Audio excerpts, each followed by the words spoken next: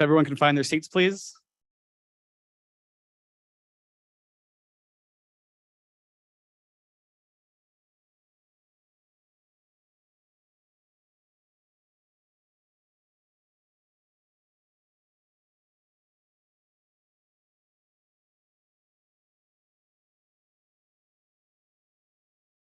Good afternoon. My name is Nick Wilson. I'm the Senior Director of Gun Violence Prevention here at the Center for American Progress. And it's my pleasure to welcome you all to today's public event, Guns Without Borders, addressing the flow of U.S. firearms to Mexico and Central America. CAP has been a proud member of the Network to Prevent Gun Violence in the Americas, which brought together researchers, professors, litigators, and advocates in a multiple of issues, whether it's human rights, international security, arms experts, and gun violence prevention, to really work collaboratively to figure out how we can reduce the flow of U.S. guns that are devastating not only the United States, but also our neighbors to the south. During the first few hours today, we had leading experts and panelists discussing how to message around this issue, policy solutions, legislative solutions to this issue.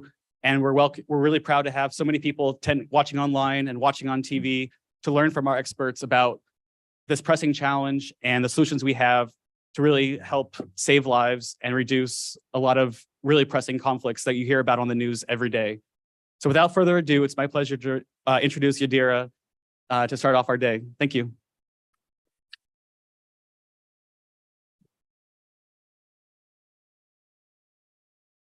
Hello and good morning. I'm honored to have the chance to introduce Antonio Tisapa.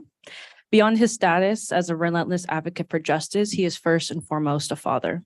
Antonio Tisapa is the father of Jorge Antonio Tisapa Legideño, one of the 43 students who were forcibly disappeared on September 26, 2014. The students of Ayotzinapa Rural Teachers College in the state of Guerrero in Southwest Mexico have become to be known as one of the worst forced disappearances and human rights abuses in Mexican history. This horrific abuse of human rights left parents and loved ones like Mr. Tisapa broken, torn, angry. Mr. Tisapa founded the group of runners called Running for Ayotzinapa 43 in New York City, where each month on the 26th, they run to protest crimes against humanity in Mexico, protest forced disappearances, and demand for justice, the return of their children, as well as the over 100,000 individuals who've been forcibly disappeared in Mexico. Join me in welcoming Antonio Tisapa.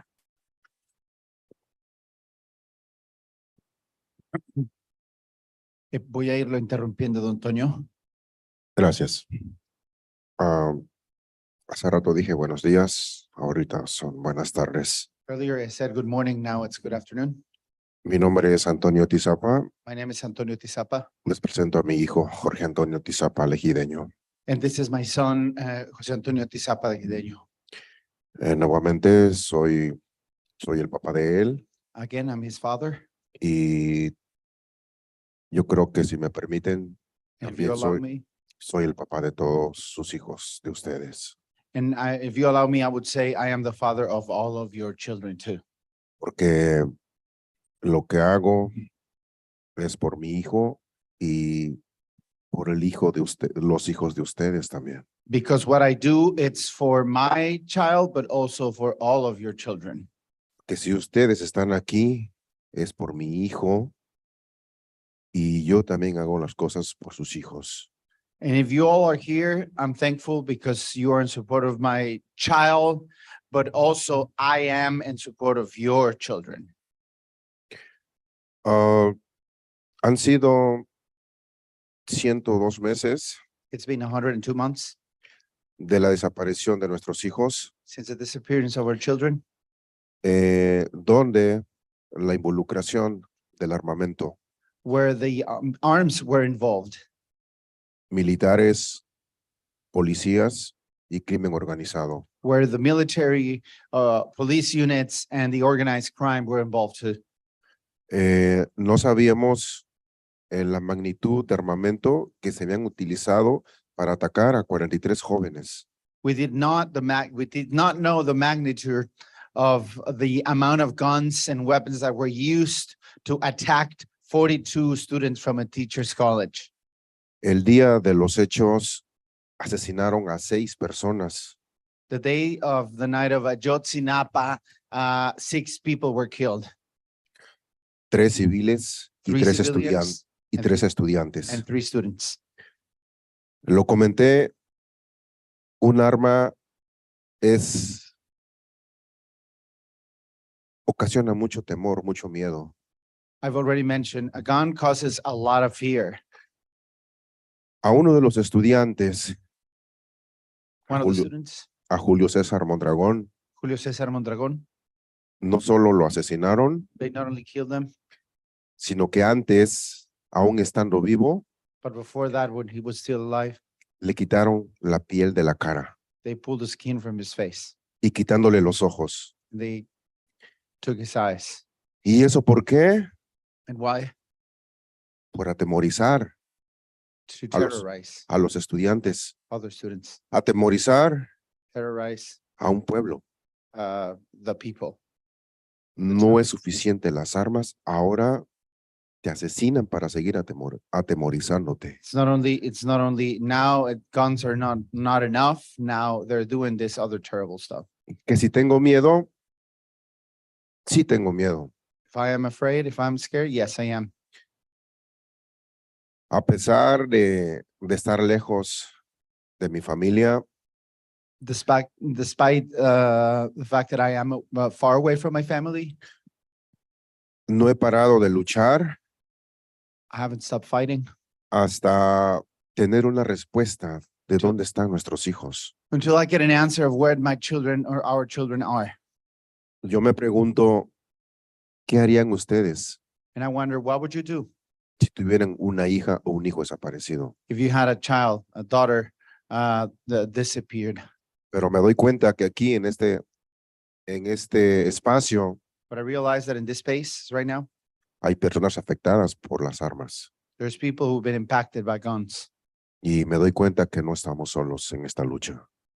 And I realize that we're not alone in this fight. Vuelvo a repetirlo.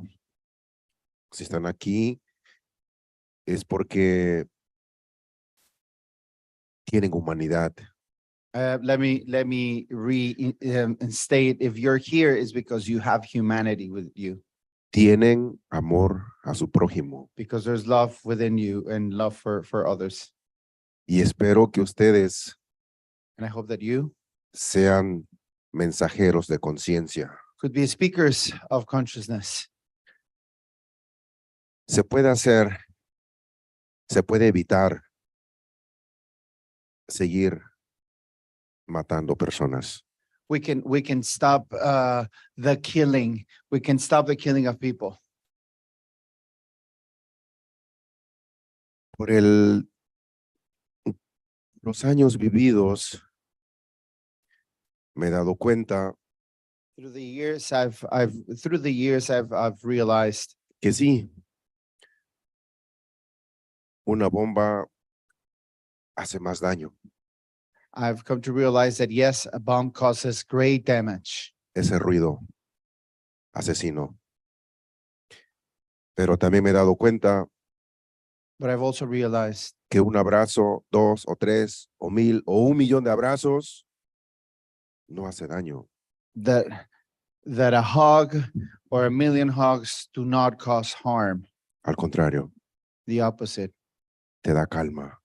they calm, Te dice, aquí estamos contigo. they bring peace, and they tell you, we're here with you. Y lo he vivido en carne propia. And I've experienced this myself.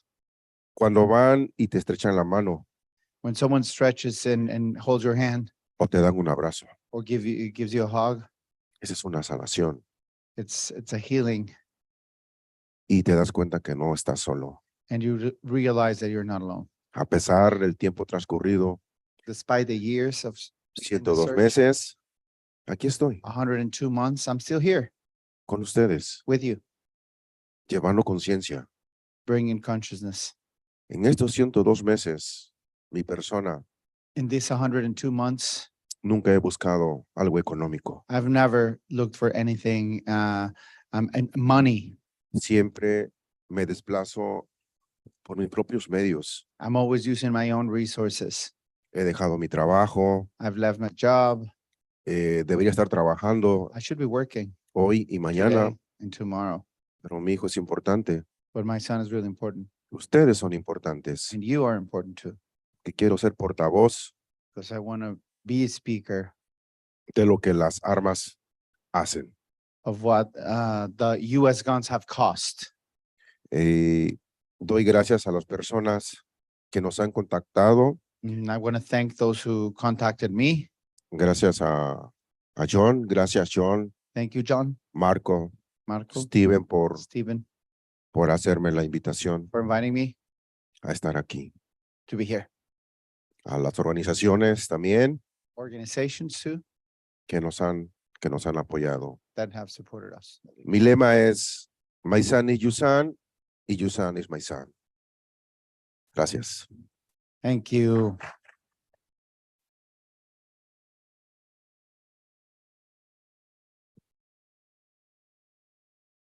Porque vivos se los llevaron. Vivos los queremos. Amen.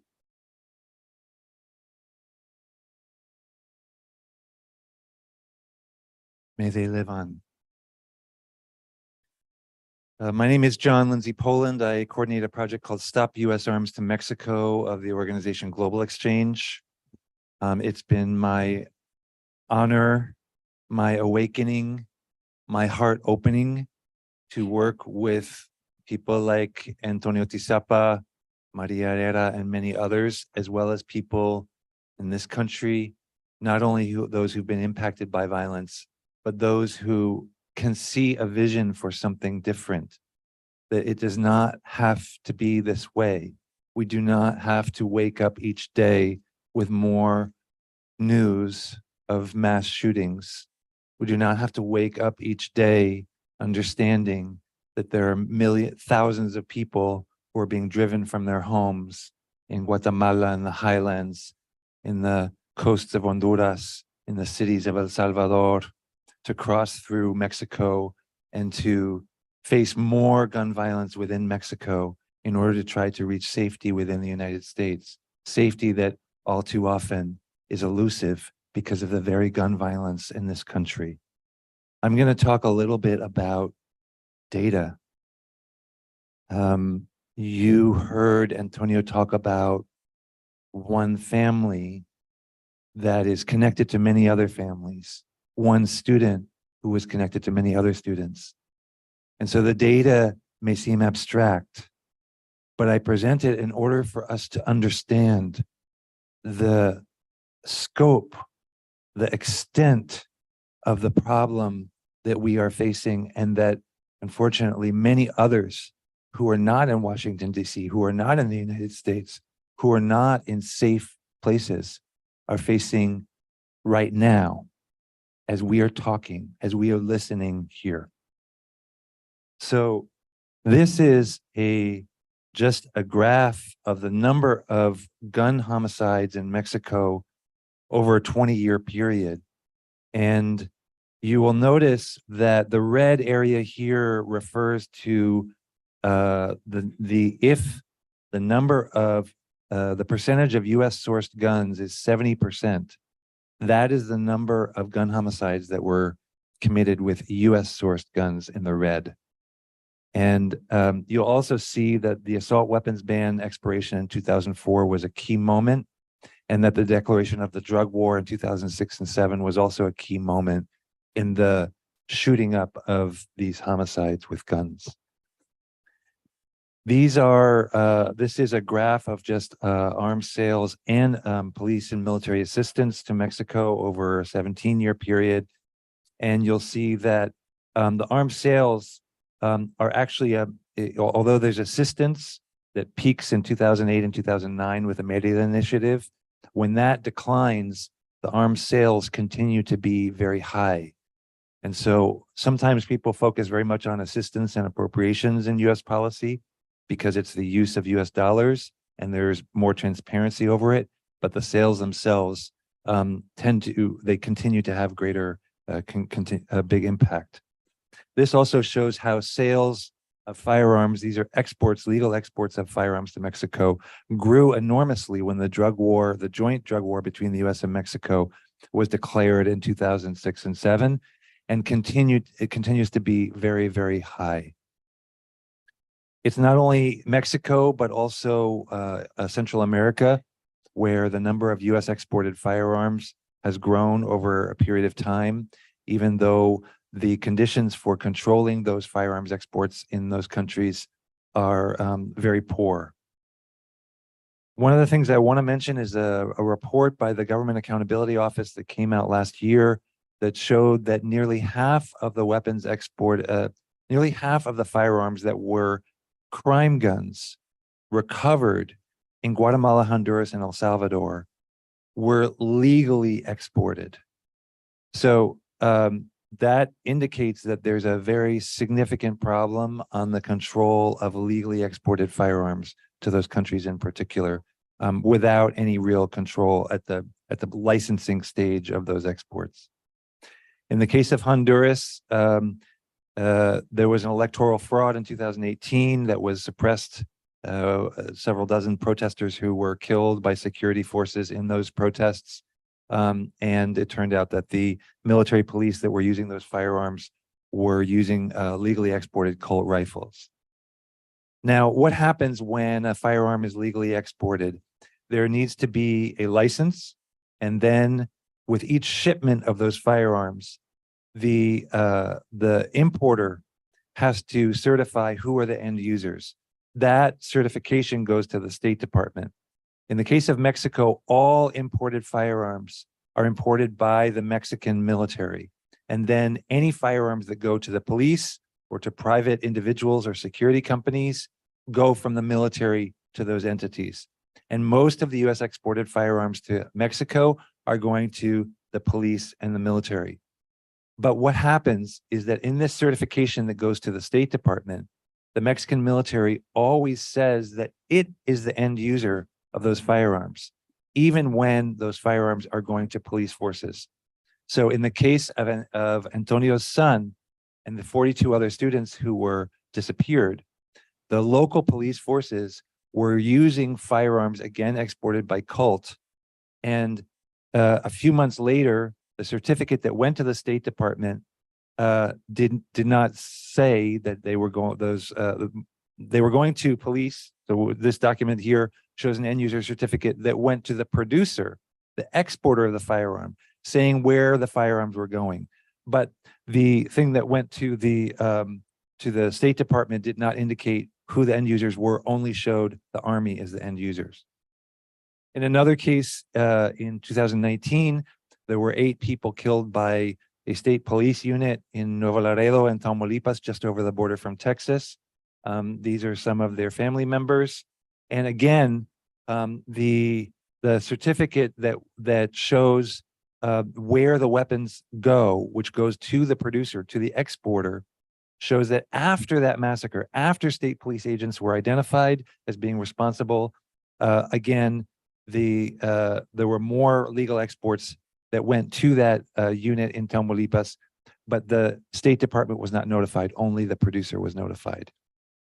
And I want to just note that, these are certificates that we obtained from the Mexican military through public information requests. We could not obtain these through US government Freedom of Information Act requests because that is restricted information, but through Mexico, we were able to obtain that documentation. So this is just a note of the police unit in Tamaulipas that was responsible for this massacre. In addition, in 2020, in the height of the pandemic, in April of 2020, Sig Sauer, a US gun producer based in New Hampshire, that's a German-owned company, exported more than 50,000 semi-automatic pistols for use by the National Guard. And the National Guard is being tasked under pressure from the United States and at the direction of the Mexican president for rounding up migrants in different parts of the country. So you can see directly how the export of these weapons is not necessarily to control insecurity, to control criminal organizations, but instead is used to control migration of people who are fleeing violence with US exported guns in their own countries. So one of the main things that we note in our policy analysis is that there needs to be end user restrictions on licenses. Licenses are issued both by the State Department for fully automatic firearms, and now after a regulation change by the Trump administration in 2020 for semi-automatic and non-automatic firearms, these licenses are issued by the Commerce Department. In both cases, there is a dire need to both identify who are the end users, not primarily individuals, but state institutions that are going to be the end users of these firearms. Unfortunately, the State Department in 2021, in response to a congressional question about this question, said that the State Department and the agency within the State Department that monitors gun, firearms and weapons exports is not able to, does not require that, and that the exporting companies don't have the capacity to do that. So basically washing their hands of any kind of end user control for those firearms exports. So we're looking for the identification of them, but also an exclusion of end users that have been implicated in human rights violations, in collusion with organized crime, in diversion of firearms, which any of those three conditions is extremely common among any of the police agencies, as well as many of the military units in Mexico and in Central America. There is some legislation that is about to be introduced by Representative Joaquin Castro, the Armas Act, that will require that identification of end user units. And we would say in addition that there needs to be the same criteria as are applied, say, to background checks in the United States for purchases of firearms, or that are applied to foreign military and police assistance, that excludes assistance to units of foreign military and police that are implicated in gross human rights abuses, that same criteria should be implemented with firearms exports. Why would we be arming the very people that we say we are fighting, the very people that Republicans say they want to bomb or use drone attacks against in Mexico? Why would we be arming them either through legal exports or through firearm sales within the United States that are easily trafficked over the border? With that, I will pass it on to the next speaker.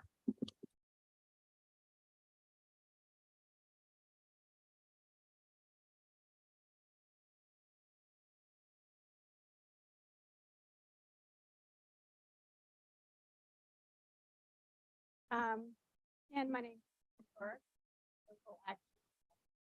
Are a new NGO. Is that better?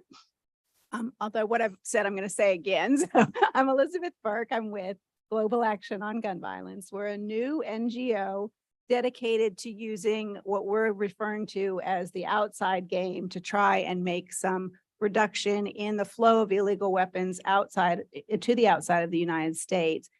We think about the inside game as all the really amazing organizations who are working in the United States, like Brady and Everytown and Giffords and March for Our Lives, just amazing people stepping up time and time again. You see them growing after each massacre, and they're really working hard on the domestic legislative changes, the grassroots changes. John Lowy, who founded GAGV, was a lawyer with Brady, and I was there with him there on the legal team. And John started to see the opportunity to expand pressure worldwide. And that is our focus, is using international pressure to change the domestic flow of guns that's destabilizing countries around the world.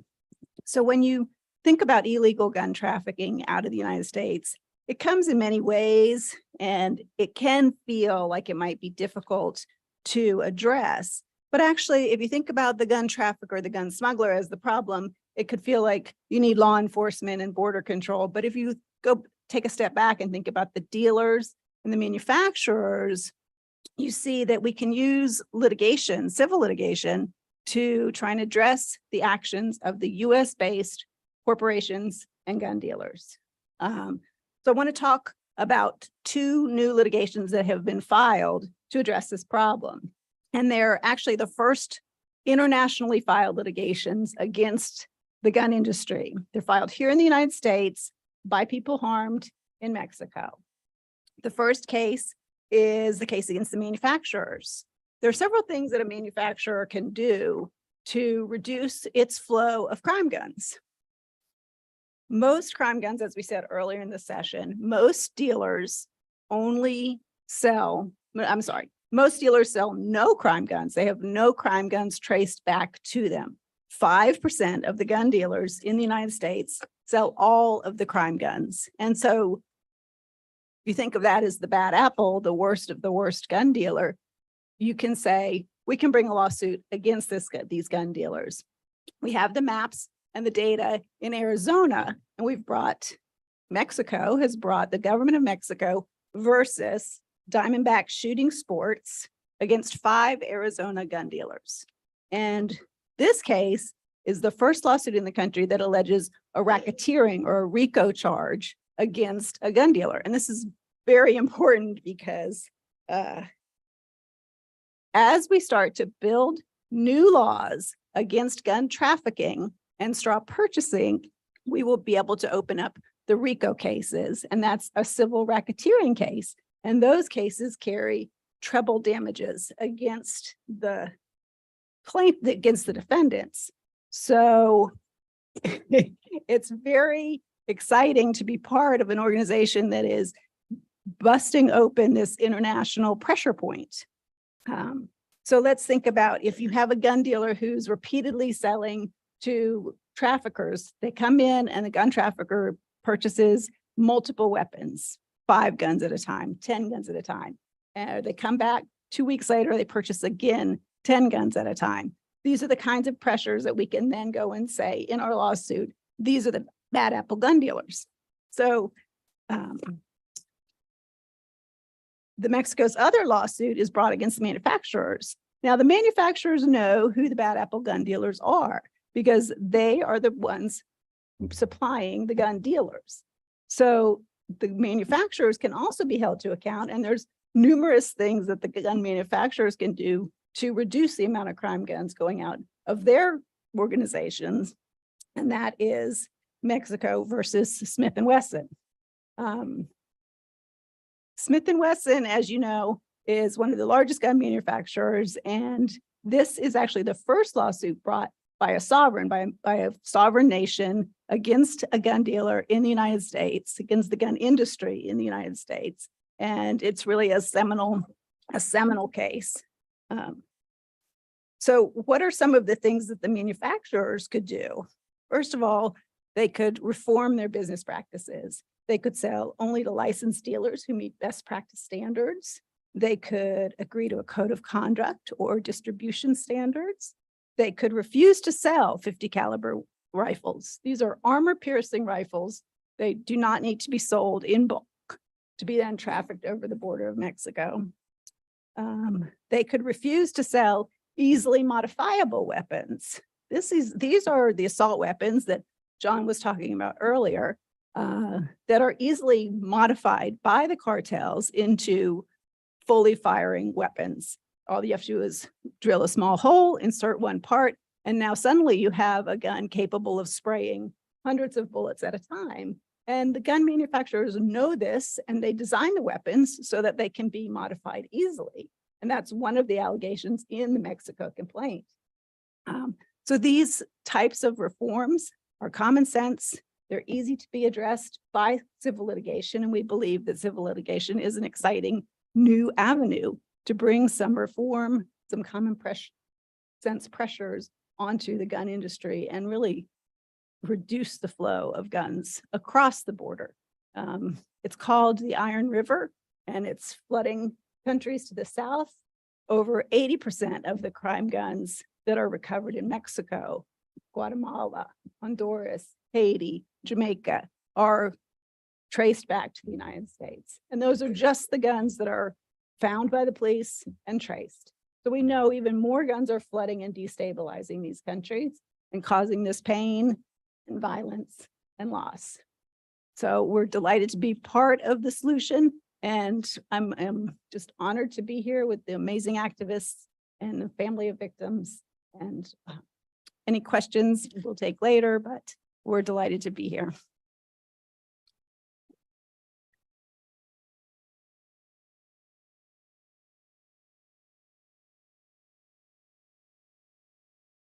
Hi. Hi, everyone. My name is Marco Castillo. I am a part of a global exchange, an international organization that it's been working for over 30 years in the issue of US guns in Mexico and throughout Latin America. But today specifically, I want to bring hope, new ideas, and inspiration for everyone in this room and everyone who's watching online. I would like for that to invite my colleagues, Jordan, Melissa, Bella, Manny, Paul, and those who are part of the Peace Summit to join me up here in the stage, please. So that I can tell you a really interesting story. And we'll try to do this as quick as possible. I know we don't have much time. Doña Mari, Yadira también, vénganse, por favor. I'm sorry. So almost a year ago, right? When we started, yeah, almost a year ago, a group of people, many of them here, decided to come together to reflect on what is it that we, the US and Mexico, have in common. If some of the problems that we're facing in our communities might not also be the same problems that the Mexicans are going through. So we came together. Many of us were not experts. Many of us did had a clue of what was happening in Mexico, and many people in Mexico didn't have an idea of what was happening in the US. Many were working on their field, on indigenous rights, women's rights, with Black Lives Matter, with March for Our Lives, but never came together also to learn from each other. So for the past year, we have celebrated approximately 6 preparatory forums throughout Mexico and the US, from the South Bronx to South LA to an indigenous community in Mexico. And finally, in February this year, we all came together, inviting everyone we found along our way to come join us in Mexico City for the Peace Summit conference that we held on February 23rd this year.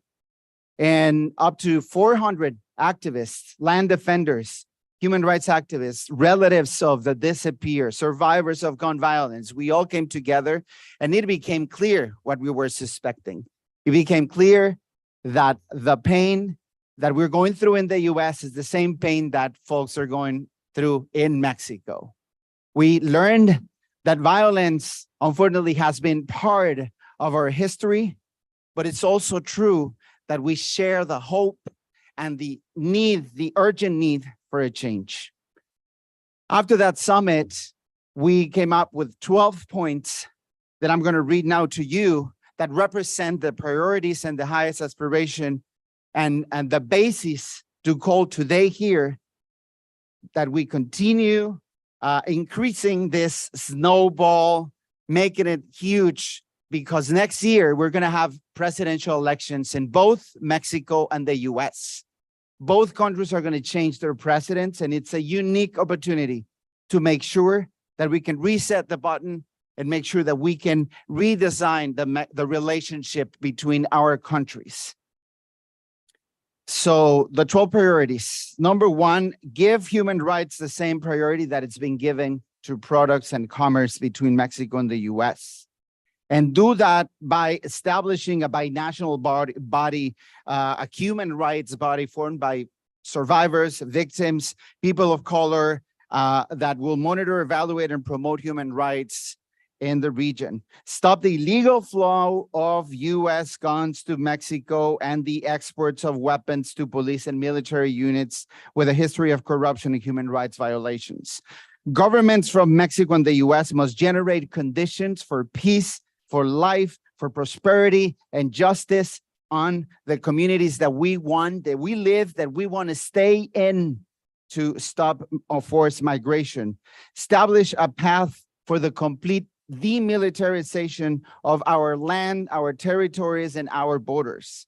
Open government institutions, including military bases, basis, to survivors and relatives of victims of violence.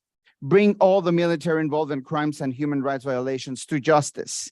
Cooperations between Mexico and the US in the search for the disappeared, establish mechanisms for justice and memory, change the migration management model, stop detentions and deportations, promote labor reforms in both countries to protect workers, unions, and punish employers that take advantage of forced temporary labor, strengthen binational cooperation to make all government data available and transparent, generate respect for indigenous people all across the Americas, Native Americans, First Nations, their territories and their culture.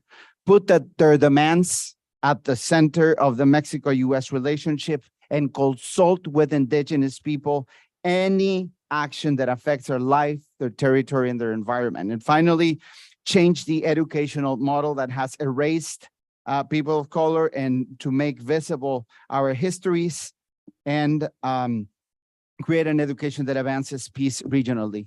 So those are the 12 priorities that hundreds of us, as already Poe mentioned, will be pushing for in the coming months. And we think that it's not our responsibility. This is not an NGO agenda. I think that this is a duty for all of us. I don't think there is time to wait. And I think that we have a unique opportunity right now. And thanks to the support of all these amazing leaders from so many backgrounds, mostly women, all people of color, very proud of our histories and ready to lead the path for peace. I'm also very proud and happy to say that we are seriously considering having a first binational Afro-descendant summit in the city of Chicago in the coming months as a follow-up. We're also going to be hosting a binational Native American and Indigenous people summit in New York soon. There's going to be a lot of summits in preparation for what we want to be the next peace summit. We want this to be huge. We want to make sure that all the candidates and political parties listen to our message. This is not about Republicans or Democrats. This is about the people. This is about life. This is about the region. And it would be lovely if we could also organize a convening of victims and survivors of gun violence in the region in the lead up to an upcoming summit. This is just the beginning. And thank you very much.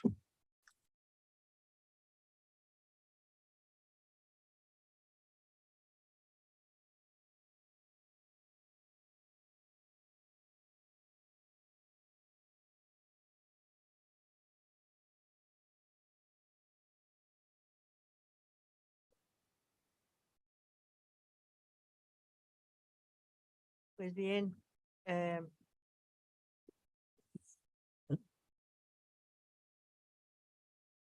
La voy a ir interrumpiendo por frases pequeñas.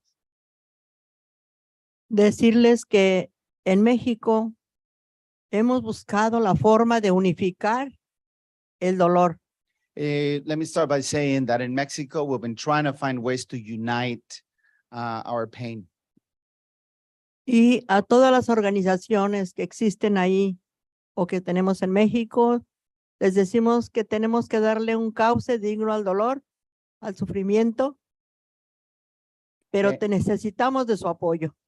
And to all the organizations in Mexico and the ones that are around here, I want to say we need to find a way to drive our pain, but we need your support. Y que ustedes que nos escuchan hagan llegar nuestra voz hacia estas personas que tienen el poder para poder bajar el flujo de armas. No queremos And we want your help to get our message to those who have the power to reduce the amount of guns that are in our region. No queremos más tragedias en las familias. No more tragedies in our families. Nos dejan la vida destrozada, They're destroying our lives. las familias totalmente desunidas Families broken, torn apart. y los pueblos llenos igual de dolor, de pánico, And villages and entire towns terrorized, in pain. No podemos vivir así. We can't continue to live like this. Sabemos que en las manos de nuestros gobernantes están las decisiones para poder parar tanta masacre. We know that it's in the hands of our governments that there is a chance to stop this violence. Y decirles a ellos que son nuestros representantes, We want to tell them that they're our representatives.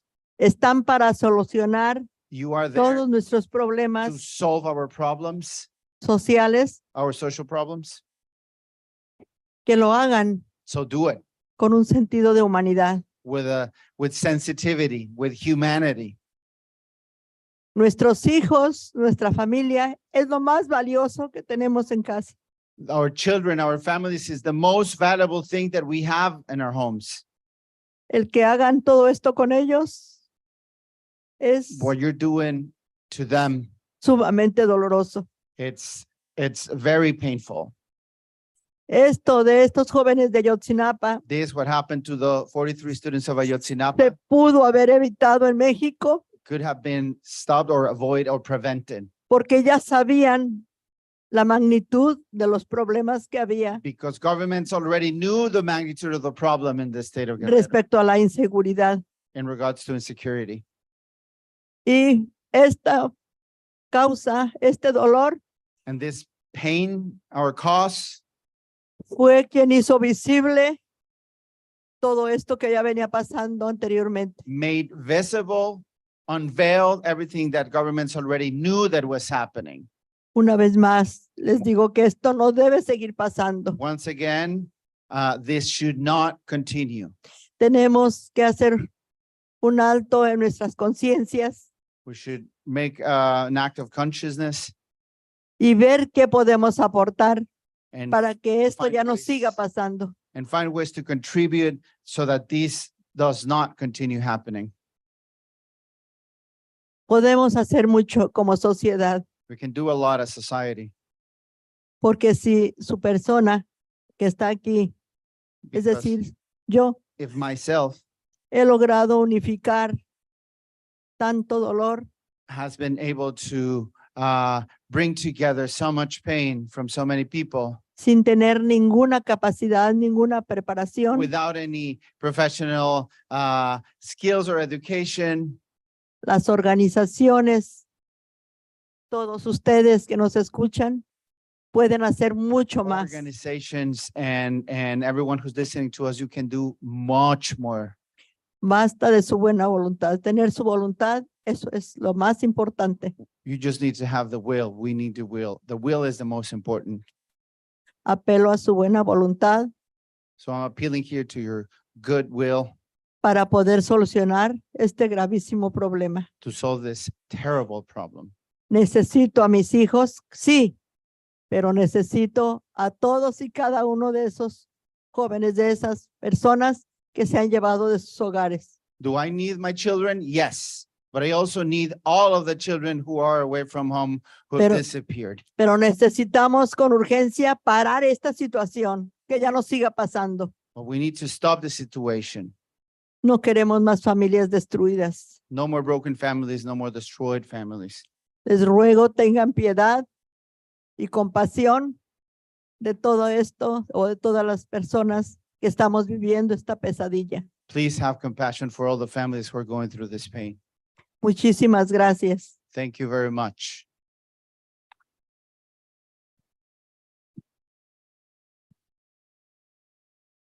What?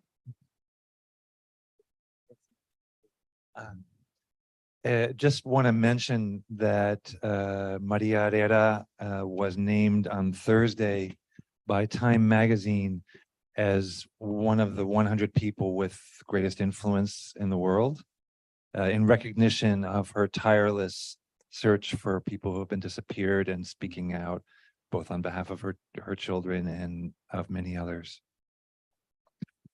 Just very quickly, just to compliment, Maria has been in the front lines of building a search brigade in Mexico that every year goes out to places where the state have not searched for disappeared, and they, with their own hands, work to try to find and get new pieces of information that might help. So hundreds of people every year under the leadership of Maria go out to the fields, mountains, mines, whatever it's needed, expose themselves to do this. And that's what led her to this important recognition. Thank you. Sorry. No problem. Thank you so much for your work, Donna Maria. Good afternoon, everyone. My name is Poe Murray. I am the chairwoman of the Newtown Action Alliance, a national grassroots organization that was formed after our neighbor used an AR-15 and high-capacity magazines to kill 20 children and 6 educators in Sandy Hook Elementary School over 10 years ago. I am heartbroken and outraged after more bloodshed. On Saturday night, 4 people were killed and 28, mostly teens, were wounded at a Sweet 16 birthday party in Dalesville, Alabama. And 2 people were killed and 4 were wounded in Louisville, Kentucky. Only 1 week after a gunman with an AR-15 killed 5 and wounded 8 in a bank in Louisville. 3 weeks ago, 3 children and 3 educators were killed by a shooter with an assault weapon in a school in Nashville, Tennessee. There have been 162 mass shooting incidents this year already. Sadly, the weapons of choice for school shooters in the United States are also the weapons of choice for the Mexican drug cartels, transnational criminal organizations, and other violent criminals.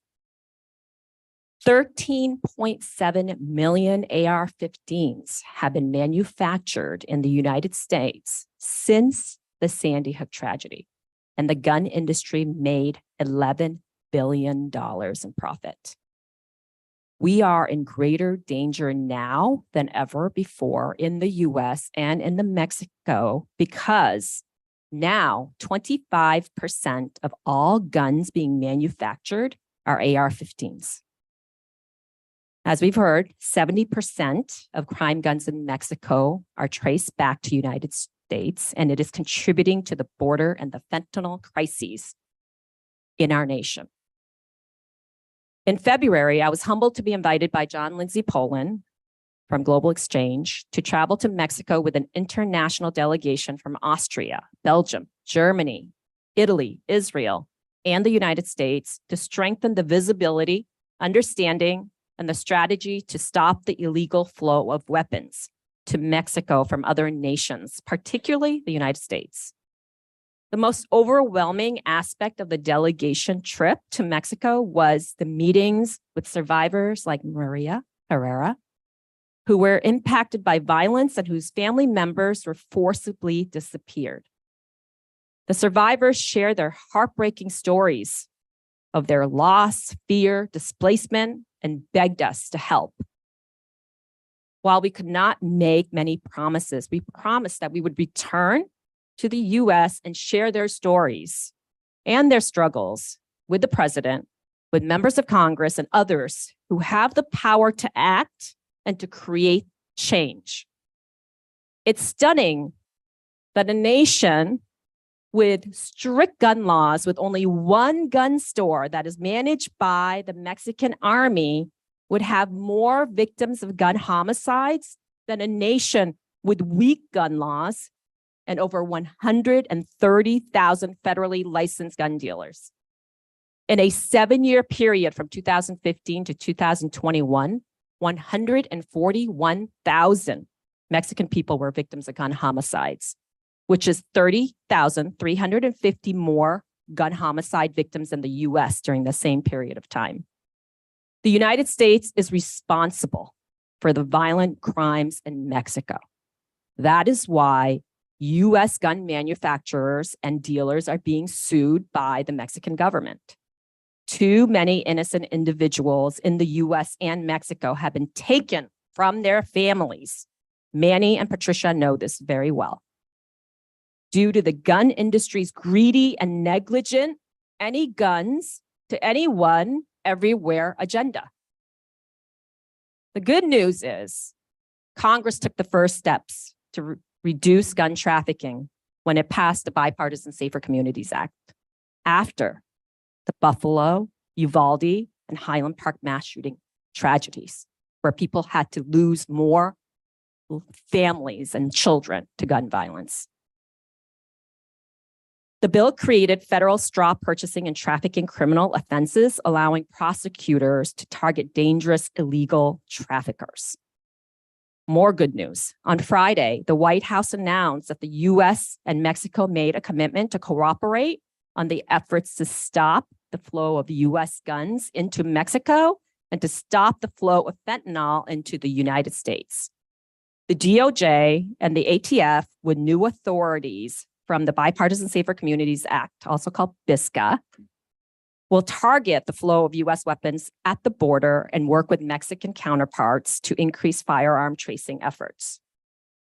Realistically, though, the ATF is underfunded and has limited resources, and until Congress doubles or triples the funding for the ATF and passes the assault weapons ban legislation and the Arms Act, it will still be very difficult to see significant progress.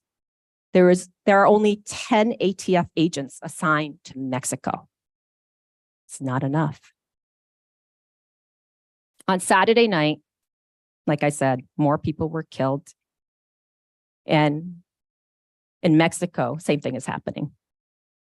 So this never-ending cycle of violence may make many of us feel hopeless and helpless, but I am here to tell you that change is possible. It's because we are on the right side of history and the public opinion has shifted during the last decade. A recent Navigator poll showed that 67% of Americans, including more Republicans, support gun control. And the gun issue is one of the top 3 priorities for Americans now. 67% of Americans also support banning assault weapons. During the last Congress, the House of Representatives passed Representative David Cicilline's bill to ban assault weapons legislation, which also bans high-capacity magazines, 50 calibers, and importation of assault weapons from other nations. Sadly, the Senate failed to vote on the bill, despite the fact that President Biden has repeatedly called for Congress to pass the ban and deliver it to his desk. While we push Congress to act, we will continue to urge the president, who is a strong champion for gun violence prevention, to do more, to do everything in his power, using executive actions such as banning the importation of assault weapons and returning export controls back to the State Department from the Commerce for greater oversight. It is up to each and every one of us to continue to make gun control a priority issue in our conversation with our elected leaders and when we vote. It will become more and more untenable for those who take NRA money, who say they want to fix the border and the fentanyl crisis, to not act. So I want to thank Nick Wilson and the Center for American Progress and Dr. Hargarten from Network to Prevent Violence in the Americas for hosting this convening. And I hope that you will pull us together on an annual basis so that we can continue the conversations and strategize to tackle this issue. The public opinion is on our side, and before too long, we'll see dramatic changes so that we can start saving lives in the United States and in Mexico and beyond. Thank you.